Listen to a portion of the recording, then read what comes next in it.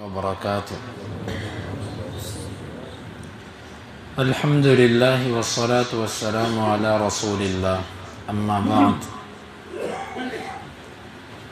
اللہ تعالیٰ کا قرب حاصل کرنے کے لیے سب سے زیادہ مفید ذکر نماز کے بعد وہ قرآن مجید کی تلاوت ہے۔ کوئی بھی بندہ اگر اللہ کا قرب چاہتا ہے، نماز کے بعد قرآن کے سوا کوئی ایسا عمل نہیں ہے جو اتنا اللہ کے قریب کر دے جتنا قرآن کرتا ہے۔ حدیث کے اندر اس کو حبل اللہ المتین کہا گیا، اللہ تعالیٰ کی مضبوط رسی۔ اس جدید دور کے اندر بھی رسی کا جو کام ہے وہ گہرائی کے اندر گرے ہوئے بندے کو اس گہرائی سے باہر نکالنا ہے۔ آج بھی آپ کنویں سے اگر کسی بندے کو نکالنا چاہتے ہیں تو آپ رسی ہی پھینکیں گے، وہ رسی کے ساتھ لپک کر ہی باہر آ سکتا ہے۔ ہم جتنا مرضی نیچے گر جائیں، جتنا مرضی دین سے دور چلے جائیں، جتنا مرضی دنیا میں کھب جائیں، اللہ کے قرب کے لیے ہمیں اسی رسی کو پکڑنا ہوگا۔ یہ رسی آپ کو کسی بھی دور کے اندر اللہ کے قریب کر دے گی۔ نبی کریم صلی اللہ علیہ وسلم کی قرآن سے محبت کتنی تھی، آپ قرآن کی تلاوت کتنی کرتے تھے، پھر آپ کے صحابہ کرام پر قرآن کی تلاوت کی تاثیر کیا تھی اور ان کی زندگیوں میں قرآن کیسے داخل ہوا، یہ ایک طویل موضوع ہے، لیکن ہم اس مختصر درس کے اندر صرف یہ بتانا چاہیں گے کہ رمضان کے ساتھ قرآن کا کتنا گہرا تعلق ہے۔ آپ اس سے اندازہ لگائیے کہ قرآن مجید کے نزول کا آغاز ہی رمضان میں ہوا۔ شہر رمضان الذی انزل فیہ القرآن، اس مہینے میں اللہ نے اگر قرآن اتارا تو اس کا مطلب ہے رمضان اور قرآن کا گہرا تعلق ہے۔ حدیث کے اندر آتا ہے کہ قرآن اور رمضان یہ دونوں بندے کی سفارش کریں گے۔ رمضان یہ کہے گا یا ربی منعتہ من الاکل والشرب، اے اللہ میں نے اس کو کھانے پینے سے روک دیا تھا۔ اور قرآن یہ کہے گا کہ اللہ منعتہ من النوم، میں نے اس کو سونے سے روکا تھا، اپنی تلاوت میں اس کو میں نے مشغول رکھا، میں نے اس کو زیادہ سونے نہیں دیا۔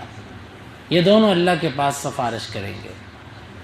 رمضان اور قرآن کا تعلق آپ اس بات سے دیکھیے کہ نبی کریم صلی اللہ علیہ وسلم جب رمضان آتا تو جبریل امین آتے اور آپ کے ساتھ قرآن مجید کا دور کرتے، اور جو آخری سال تھا آپ کا، اس سال جبریل نے آپ کے ساتھ 2 دفعہ قرآن مجید کا دور کیا، اور یہ دور رات کے وقت ہوتا تھا، جس سے سمجھ آتی ہے کہ نبی صلی اللہ علیہ وسلم بھی رمضان کے اندر قرآن کو کچھ الگ وقت بھی دیتے تھے نوافل اور عبادت کے علاوہ۔ میرے اور آپ کے لیے اللہ کے نبی صلی اللہ علیہ وسلم کا یہ طریقہ بڑا ہی عظیم ہے۔ آپ یقین جانیے کہ اگر ہم چاہتے ہیں کہ ہمارے اخلاق کی اصلاح ہو جائے، اللہ تعالی ہمارے باطن یعنی ہمارے دل کی اللہ تعالی اصلاح کر دے، اور ہمارے دل کے اندر جو بہت ساری بیماریاں ہیں ان کو یوں کھینچ لیا جائے کہ جس طرح فوم دسترخوان کے اوپر پڑے ہوئے پانی کو چوس لیتا ہے، اس طرح میرے دل کے جراثیم کو چوس لیا جائے، اس کو سکین کر دیا جائے۔ قرآن کی تلاوت سے زیادہ مفید چیز کوئی نہیں ہے۔ قرآن کی تلاوت آپ کے ظاہر کو بھی سنوارتی ہے، آپ کے باطن کو بھی سنوارے گی۔ قرآن کی تلاوت کرنا چہرے پر نور لے کر آتا ہے، طبیعت کے اندر ایک انشراح، فراخ دلی، اور طبیعت کے اندر ایک وسعت لے کر آتا ہے، اور اسی طرح جو روحانی اور قلبی طور پر بندے کو سکون قرآن کی کثرت تلاوت سے ملتا ہے، یہ انسان کو کسی اور چیز سے نہیں ملتا۔ قرآن مجید کو اپنے کچھ معمولات کے اندر داخل کیجئے۔ آپ کے کاروباری اوقات کے اندر قرآن کی تلاوت ضرور ہونی چاہیے۔ آج ہماری دکانوں کے اوپر دکانداروں کی مصروفیت 2 طرح کی ہوتی ہے، یا اس کے پاس گاہک ہے وہ اس کے ساتھ مصروف ہے، اگر گاہک نہیں تو وہ موبائل پہ مصروف ہے۔ یہ فتنہ بن گیا ہمارے لیے۔ ہمیں یہ چاہیے کہ اپنی دکان، اپنے دفتر، اپنی فیکٹری کے اندر جہاں پر ہم بیٹھتے ہیں، کھڑے ہوتے ہیں، کام کرتے ہیں، یا تو کام کریں، کام کرتے ہوئے جو زبانی یاد ہے وہ پڑھتے رہیں۔ اگر اللہ نے فرصت دی ہے پھر قرآن مجید مصحف آپ کے پاس ہونا چاہیے، اس کو کھول کے جتنی اللہ تعالیٰ توفیق دے قرآن مجید کی تلاوت کریں۔ پھر اسی طرح آپ اپنے گھر سے دفتر جاتے ہیں، لوگ سوچتے جاتے ہیں، چپ جاتے ہیں، باتیں کرتے جاتے ہیں، کاش کہ ہم اپنے گھر سے لے کے اپنی دکان تک، جہاں تک ہم نے جانا ہے وہاں تک قرآن پڑھتے جائیں۔ قیامت کے دن یہ رستے گواہی دیں گے کہ اللہ تیرا یہ بندہ ان رستوں پہ گزرتا تھا تو یہ قرآن کی تلاوت کرتا ہوتا تھا۔ کیونکہ جب ہر چیز ہمارے بارے میں گواہی دے گی، کوئی ہمارے خلاف اور کوئی ہمارے حق میں، تو یہ سڑکیں، یہ بے جان چیزیں بھی ہمارے حق میں گواہی دیں گی کہ اللہ یہ تیرا بندہ یہاں سے گزرتا تھا اور قرآن کی تلاوت کر رہا ہوتا تھا۔ اور قرآن مجید کی تلاوت تینوں حالتوں میں کریں۔ یذکر اللہ، اللہ تعالیٰ کا ذکر کریں، قیاما وقعودا وعلی جنوبہم، یذکرون اللہ قیاما وقعودا وعلی جنوبہم، کھڑے بھی، بیٹھے بھی، لیٹے ہوئے بھی۔ انسان کی تین حالتیں ہوتی ہیں، ان تینوں حالتوں کے اندر انسان کو قرآن مجید کی تلاوت داخل کرنی چاہیے۔ آپ جب قرآن کے ساتھ ہم جڑ جائیں گے، ہمارا قرآن سے گہرا تعلق بن جائے گا، پھر آپ یقین جانیے کہ جس دن قرآن مجید کی تلاوت آپ سے چھوٹے گی اس دن آپ پریشان ہو جائیں گے۔ امام مالک رحمۃ اللہ علیہ کے بارے میں آتا ہے کہ ان سے کسی نے پوچھا، ان کی بہن سے پوچھا کہ جب مالک گھر پہ آتے ہیں تو ان کا معمول کیا ہوتا ہے؟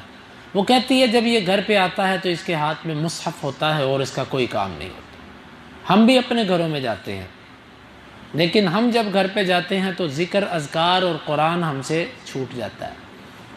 جبکہ ہمارے اسلاف ایسے تھے، وہ گھر میں جب جاتے تھے تو قرآن مصحف سے تلاوت ان کا معمول ہوتا تھا۔ عثمان رضی اللہ عنہ کی شہادت کا واقعہ آپ نے سنا، ان کے اوپر سخت سے سخت حالات آئے، حصار کر دیا گیا، سب کچھ بند کر دیا گیا، لیکن سیدنا امیر المؤمنین قرآن مجید کی تلاوت ترک نہیں کر رہے۔ قرآن مجید کی کثرت تلاوت نے ان کے لیے یہ بڑے بڑے غموں کو چھوٹا کر رکھا تھا۔ بڑی بڑی پریشانی، دیکھیں ایک انسان کو جان جانے کا خطرہ ہے، اس سے بڑا انسان کے اوپر غم نہیں ہوتا، لیکن کون سا ایسا عمل تھا جس نے ان کو مطمئن رکھا تھا؟ وہ قرآن کی تلاوت تھی۔ جب ان لفظوں پر پہنچے فَسَيَكْفِيكَهُمُ اللَّهُ، آپ کو اللہ ان سے کافی ہو جائے گا، اس موقع پر ان کی شہادت ہوئی۔ اور کتنے ایسے صحابہ کرام جن کا معمول قرآن کی کثرت تلاوت تھا، اور بعض اسلاف ہمارے ایسے تھے کہ وہ روتے تھے۔ ان سے اگر پوچھا جاتا کہ آپ رو کیوں رہے ہیں، وہ کہتے کہ میرے سے کوئی گناہ ہوا ہے جس کی وجہ سے آج رات میں قرآن کا جو حصہ مقرر تھا میرا، میں اس کی تلاوت نہیں کر سکا۔ ان کے ہاں یہ چیزیں طے تھی، ان میں سے کوئی 3 دن میں قرآن مکمل کرتا، اور 7 دن کے اندر قرآن مکمل کرنا تو ان کا ایک معمول تھا۔ یہ قرآن کی جو 7 منزلیں ہیں، یہ منزلیں انہی لوگوں کی بنائی ہوئی اپنے حصے تھے کہ پہلے دن اتنا، دوسرے دن اتنا، ان میں عام بندہ بھی 7 دنوں کے اندر قرآن کی تلاوت مکمل کر لیتا تھا۔ اور پھر ہم یہ 30 پارے جو ہیں، ظاہر بات ہے ان پاروں کا ذکر تو قرآن کے اندر، حدیث کے اندر نہیں ہے کہ اللہ نے 30 پارے اتارے، یہ تو تجزی ہے جو بعد کے لوگوں نے آسانی کے لیے کی کہ یہاں پر ایک پارہ ہوا، یہاں سے دوسرا پارہ ہوا، یہاں سے تیسرا پارہ ہوا، وگرنہ ہم یہ سمجھتے ہیں کہ ہم میں سے جو کمزور سے کمزور مسلمان ہے اس کا ایک معمول یہ ہونا چاہیے کہ کم از کم 1 ماہ کے اندر 1 دفعہ قرآن مجید کی تلاوت مکمل کر لے۔ اور یہ لذت ایسی ہے جب پڑ جاتی ہے پھر چھوٹتی نہیں ہے، لیکن یہ محنت کرنے سے ہے، کوشش کرنے سے ہے۔ رمضان سے بہترین موقع کوئی نہیں جس میں ہم قرآن کی کثرت سے تلاوت کر سکیں۔ حدیث کے اندر آتا ہے، اللہ کے نبی صلی اللہ علیہ وسلم نے فرمایا، تم میں سے کوئی یہ بندہ پسند کرتا ہے کہ وہ مدینہ مسجد نبوی کے قریب ایک وادی تھی، آپ نے اس کا نام لے کر کہا، وہ یہاں تک جائے اور بغیر اس کو کسی ظلم کیے 2 سے 3 اونٹنیاں مل جائیں مفت میں۔ صحابہ نے کہا کہ ہم میں سے ہر کوئی یہ پسند کرتا ہے۔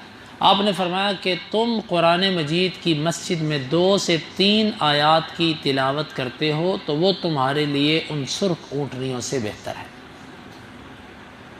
وَمَا اجْتَمَعَ قَوْمٌ فِي بَيْتٍ مِّن بُيُوتِ اللَّهِ يَتَدَارَسُونَهُ اور وَيَتْلُونَ كِتَابَ اللَّهِ، کسی بھی گھر میں اللہ کے گھروں میں سے جب لوگ جمع ہوتے ہیں اور وہ قرآن کی تلاوت کرتے ہیں تو کیا ہوتا ہے؟ نزلت علیہم السکینہ وغشیتہم الرحمہ وحفتہم الملائکہ وذکرہم اللہ فی من عندہ۔ 4 انعامات اللہ اس بندے کو دیتا ہے جو قرآن میں تلاوت کرتا، مسجد میں تلاوت کرتا ہے قرآن کی۔ نمبر 1، وہ لوگ جو مسجد میں قرآن پڑھ رہے ہیں، نزلت علیہم السکینہ، اللہ سکون ان کے اوپر اتار دیتا ہے۔ نمبر 2، غشیتہم الرحمہ، اللہ کی رحمت ایسے ان کو ڈھانپ لیتی ہے۔ نمبر 3، وحفتہم الملائکہ، اللہ کے فرشتے اس پورے حلقے کو اپنے گھیرے میں لے لیتے ہیں جس میں قرآن کی تلاوت ہو رہی ہوتی۔ نمبر 4، جب وہ اللہ کی کتاب کا ذکر کر رہے ہوتے ہیں، تلاوت کر رہے ہوتے ہیں، اللہ تعالیٰ ان کا تذکرہ عرش پہ کر رہا ہوتا ہے۔ اذکار میں سب سے افضل ترین ذکر قرآن کی تلاوت ہے۔ میرے بھائیوں، ہم قرآن سے بڑے دور ہیں۔ قرآن کی تلاوت ہم اس میں بہت ہی کوتاہی کا شکار ہیں۔ ہم میں سے حفاظ کا بھی قرآن کے ساتھ تعلق رمضان کے علاوہ نہیں ہے۔ رمضان آتا ہے، حفاظ کی مجبوری ہے قرآن کو یاد کرنا۔ اگر یہ مجبوری نہ ہو تو شاید یہ بھی قرآن کو ترک کر دیں۔ اللہ کے لیے قرآن کی تلاوت کو زیادہ کریں، زیادہ سے زیادہ اس کو وقت دیں، زیادہ سے زیادہ اس کے ساتھ محبت کریں۔ جب آپ قرآن کی تلاوت زیادہ کریں گے پھر آپ کے دل میں جذبہ پیدا ہوگا، میں اس کو سمجھوں بھی کہ اللہ مجھے کہتا کیا ہے، اللہ نے اس پہ فرمایا کیا ہے، پھر آپ قرآن فہمی کے لیے بھی وقت نکالیں گے۔ تو ہر مسلمان کو چاہیے جو بڑا ہی سست قرآن پڑھتا ہے، کم از کم اسے چاہیے کہ وہ 1 پارہ روز کا پڑھے، اور جس پر اللہ نے نعمت کی ہے اس کو چاہیے کم از کم 3 پارے، کم از کم۔ اور جو حفاظ ہیں اور یا جو ایسے لوگ جو قرآن پڑھنے سے عادی ہو چکے ہیں اور ان کی زبان پر قرآن بڑی تیزی سے رواں ہو چکا ہے، ان کو چاہیے کہ وہ 5 سے 10 پارے، جو ان میں سب سے بہترین انسان ہے وہ جو 10 پاروں کا اہتمام کرے، اور 10 پارے مشکل نہیں ہیں۔ آپ رات کے وقت بھی اٹھ کر اس کو 2 سے 4 پاروں کو 2 رکعتوں میں پڑھیں۔ آپ نے امام کے ساتھ تراویح پڑھی، آپ گھر پہ چلے جائیں، جا کر موبائل کی مصیبت کو چھوڑ دیں۔ اگر کوئی کاروباری مجبوری ہے تو وہ الگ بات ہے، بلا ضرورت آپ موبائل کو مت پکڑیے، ٹی وی پر مت بیٹھیے، جاتے سار سو جائیں، 3 بجے اٹھیں، 2:30 بجے اٹھیں، جب اللہ آپ کو توفیق دے۔ وضو کر کے آپ نے 2 رکعتیں پڑھنی ہیں، کیونکہ نبی کریم صلی اللہ علیہ وسلم سے صحیح مسلم کے اندر آتا ہے وطر کے بعد 2 رکعتیں پڑھنا ثابت ہے بیٹھ کر۔ تو اہل علم کہتے ہیں کہ بیٹھنا اللہ کے نبی صلی اللہ علیہ وسلم کے ساتھ تھا۔ بہرحال آپ بیٹھ کر پڑھیں، کھڑے ہو کر پڑھیں، دونوں طریقوں کا جواز موجود ہے۔ 2 رکعتیں پڑھیں، ہاتھ میں قرآن مجید لے لیں، پاس اپنے ٹیبل رکھ لیں۔ آپ اگر تیز پڑھ سکتے ہیں تو آپ 1 رکعت کے اندر 2 پارے پڑھیے۔ آپ آہستہ پڑھتے ہیں 1 پارہ پڑھیے۔ آپ بہت آہستہ پڑھتے ہیں 2 رکعتوں میں، ایک میں آدھا دوسری میں آدھا۔ آپ بہت آہستہ پڑھتے ہیں 1 رکعت میں پاؤ، دوسری رکعت میں پاؤ۔ آپ اس سے بھی آہستہ پڑھتے ہیں، وقت کم ہے، آپ اس سے بھی کم کر لیں، لیکن اپنے آپ کو اس خیر سے محروم نہ کیجیے، دور مت کیجیے۔ پھر آپ فجر کے لیے آتے ہیں، آپ نے فجر پڑھی، اللہ کا شکر ہے کہ اس نے آپ کو اور مجھے توفیق دی۔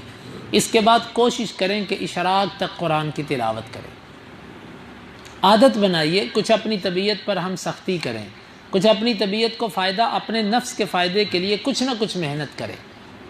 یہ بھی اللہ کے ساتھ تجارت اور اللہ کے ساتھ کاروبار ہے۔ قرآن کی تلاوت کریں، پھر اس کے بعد آرام کریں، پھر اٹھیں، پھر قرآن کی تلاوت، پھر دکان پہ قرآن کی تلاوت، ظہر کے لیے آئیں تو قرآن کی تلاوت، عصر کے لیے آئیں تو قرآن کی تلاوت، چلے مغرب اور عشاء کے بعد تو وقت نہیں ملتا، تو یہ اوقات ہم خاص طور پر ان دنوں میں تلاوت کو دیں۔ اللہ تعالیٰ قرآن کی محبت ہمارے دلوں میں بٹھا دے، اللہ قرآن کا ساتھ ہمارا قرآن سے مضبوط ساتھ کر دے۔ جو وقت ہم خبروں کو دیتے ہیں، اخبار کو دیتے ہیں، ٹی وی کو دیتے ہیں، اللہ کی قسم ان کو ترک کر کے آپ یہ وقت قرآن کو دیں، آپ کو فائدہ ہوگا۔ دنیا کی خبریں سن کے آپ کو پریشانی کے سوا کچھ نہیں ملتا، او یہ ہو گیا، وہ ہو گیا، یہ ہو گیا، وہ ہو گیا۔ آپ قرآن پڑھیں، دنیا جیسی ہے ویسی چلے گی، لیکن آپ مطمئن ہو جائیں گے، آپ کو اللہ تعالیٰ سکون عطا کر دے گا۔ یہی ہمارا مطلب ہے، یہی ہمارا مقصد ہے۔